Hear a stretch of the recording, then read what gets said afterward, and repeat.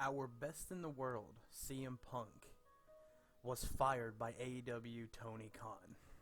He's been removed from everything.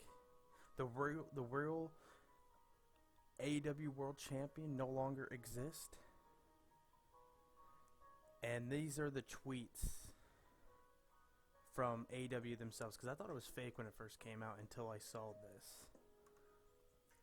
Statement from All Elite Wrestling and Tony Khan. They have terminated the wrestler and employment agreements between CM Punk and AEW with cause effective immediately. The termination was confirmed by today by Tony Khan, COO, General Manager of Head Creative of AEW. The termination follows a week-long they had an investigation, which is crazy, during the Sunday All In London. Apparently there was some harsh words being thrown around. This is Khan's wording. Phil played an important role within the AEW, and I think him and his, what he's done. The termination of his AEW contract with cause is immediately his decision and his alone. So he came up with the termination himself. Of course, I wish I didn't have to share this news, which may come as a disappointment to many of our fans.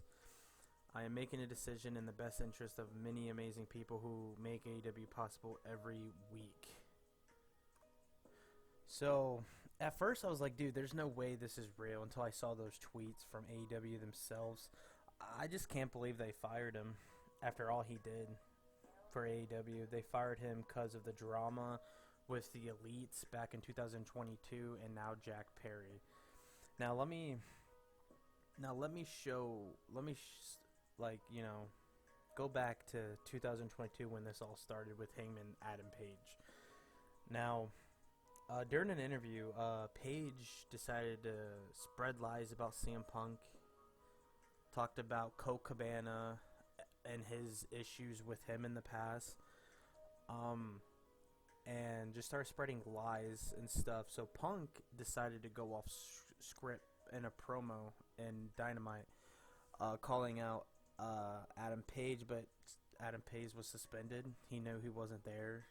He's like, no, that ain't cowboy shit. That's coward shit. Like, pretty much putting him on blast, making Adam Page look like a pussy, pretty much. And that's when it kind of started. And then Punk kind of went in for business as himself, as he said, with Adam Page. And then he went on not the podcast, like the pre-show, or no, post-show with Tony Khan when they answer questions for news work.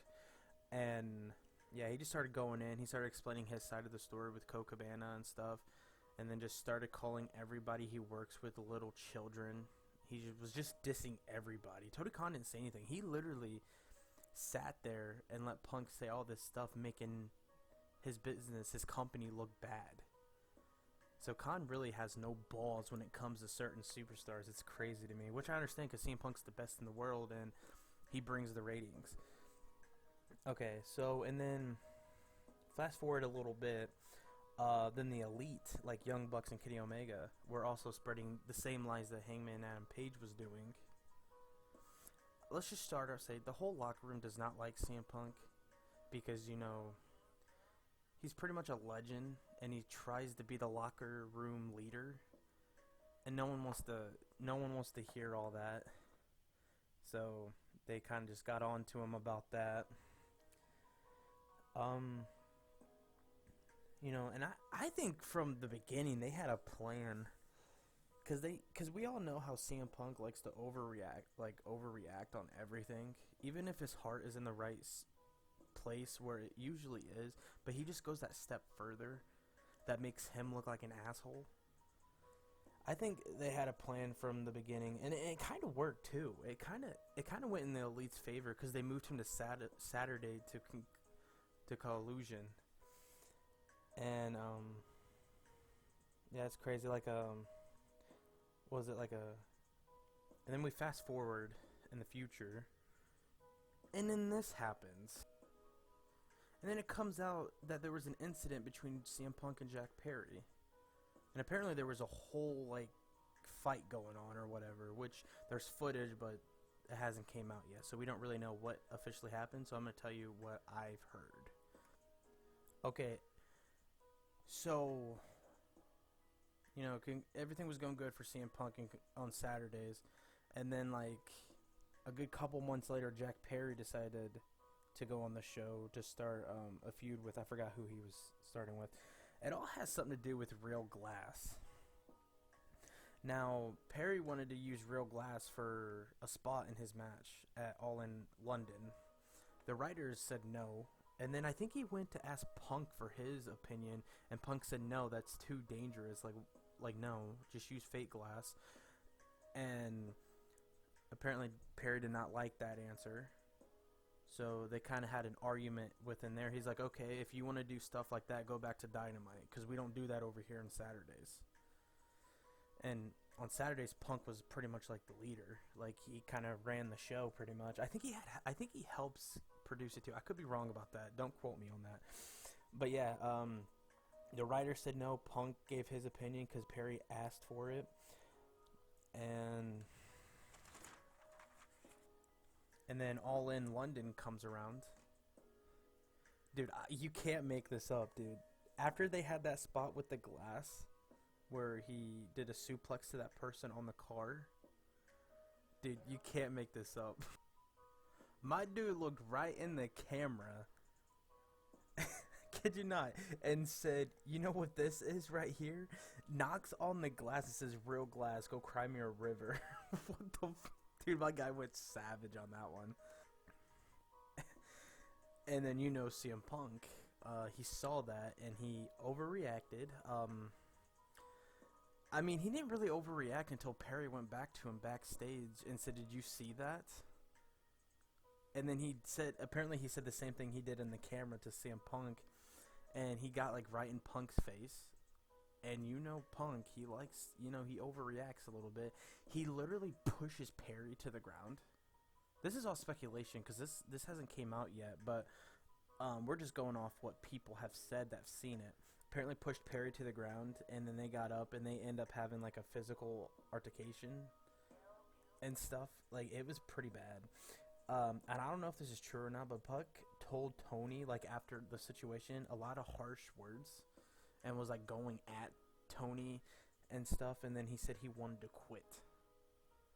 So I don't know if that's true or not, but if it is, damn.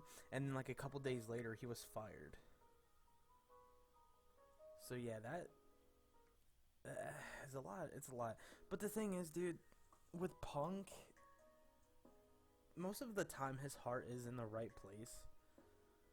But then people like test him to the point where he has to overreact to get his word in. And it just makes him look like an asshole and just straight up douchey to everybody.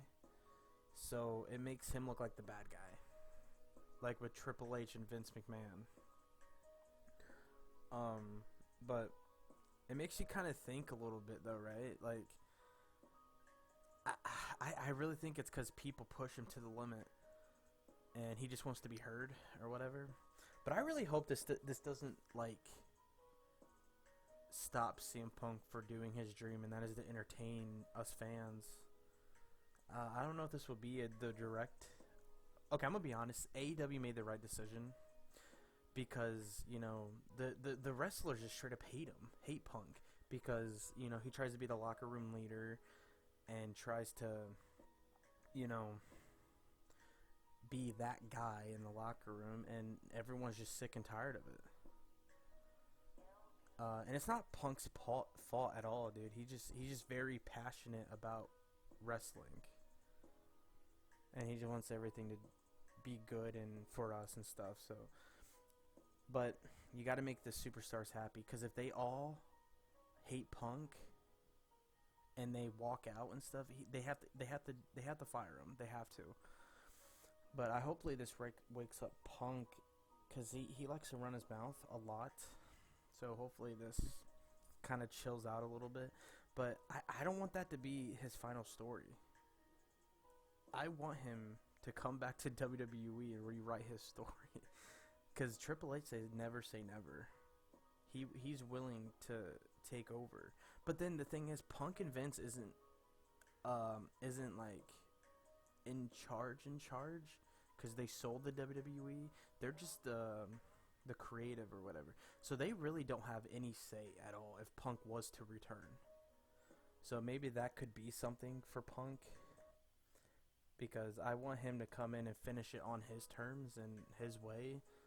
So, I don't know. I guess we'll see what happens in the future. I would love to have CM Punk back in WWE, but it probably won't happen, though. But yeah, that is the whole story.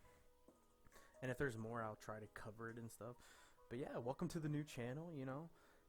My first video is about CM Punk, because, you know, CM Punk, I love CM Punk. I will always be a fan of CM Punk, but sometimes his mouth gets him into trouble, so yeah, I'm going to let this gameplay follow through, and yeah, see you guys in the next one. Take care, and goodbye. Just striking at Dude, this has been a hell of a match right here. We got CM Punk and Kenny Omega fighting in WWE 2K23. Long way up in the electric chair. On the chair, too. 1, 2, count. He stays alive. He stays out, alive. baby. Not about to go quietly into the night. That took some serious endurance. I'll give you that. That was the best weapon in the arsenal. We gotta but it finish wasn't this enough to thing, right? produce an end result. We know what we gotta do. We gotta get him on the turnbuckle. Left by the turnbuckles. There we go. We gotta finish it the right way. Uh-oh, second rope. This is going to be nasty. This could be the nail in the coffin. Think about the impact. Pedigree on the turnbuckle. Nobody does it better. Cover. 1, 2, 3. Let's go. Got it. New champion. The best in the world made his comeback at WrestleMania Here is your winner and won the WWE Championship. WWE Let's go. That was a 5-star match, dude. CM Punk. What a shifting of the tides with this championship match.